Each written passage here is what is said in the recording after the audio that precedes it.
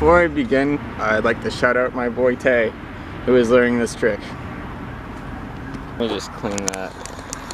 Alright, we're doing another how-to today. And this one's kind of special. I've done a lot of like crazy tricks, like whip front scoot. Feeble Decade was out there.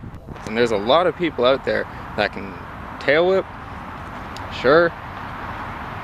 But can you really tail whip? I'll just show you some tricks and techniques that will help you catch, land, and I guess throw them faster. And how to throw them off of things, like out of a bank, off a drop, or out of a flyout. The best way to loosen up for this trick is just getting this rhythm down.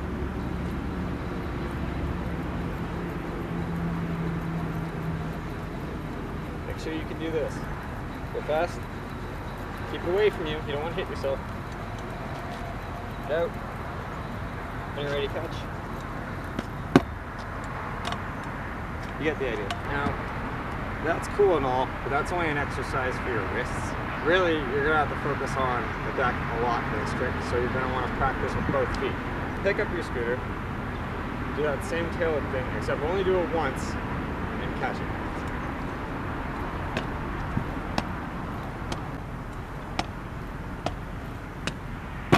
Alright, got that.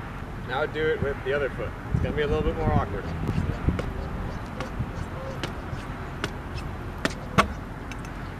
Depending on who you are and how you whip, you're going to probably pick one foot to whip with.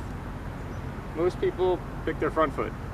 It's a leading foot, so you like to kick off with it. But some people, in rare cases like myself, whip with their back foot when they first begin. That looks a little different. So I'll show you what front foot looks like, and I'll show you what back foot looks like.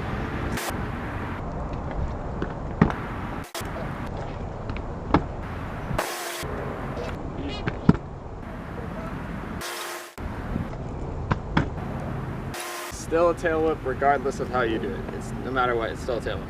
I know plenty of guys that whip with their back foot and can do tons of combos like that, so don't get discouraged. Now I'm going to show you a really easy technique for catching the whip. Alright, so it's called a slappy whip. And what you're going to do is you're going to bring this scoot up by the back wheel, just like this. Now your goal here is to hit this part of the deck on the ground so this part can ricochet off. Admittedly, you probably want a better deck than mine, but whatever. So line it up, and you're gonna slam it into the ground. See that? It'll ricochet off. But let's say you didn't want to do it on flat ground. What if you wanted to do it out of a bank? So here we have the bank of NBSP. It is very steep. The issue most kids have is they start their whip right around this point. Now that's bad. Don't do that. You want to get to the top, pop your whip around here, and catch it somewhere in that area. You know, you want to land like here. You will need speed, which is why we have this beautiful run up all the way up.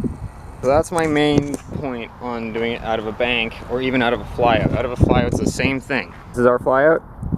You can't start your whip here. Start your whip when you're in the air. Hit the coping, let it go, and then catch it. You know, it's a flyout, so you're not gonna land over here, but you're gonna land like kind of flatter. I'm not a big flyout guy, but I'll do one.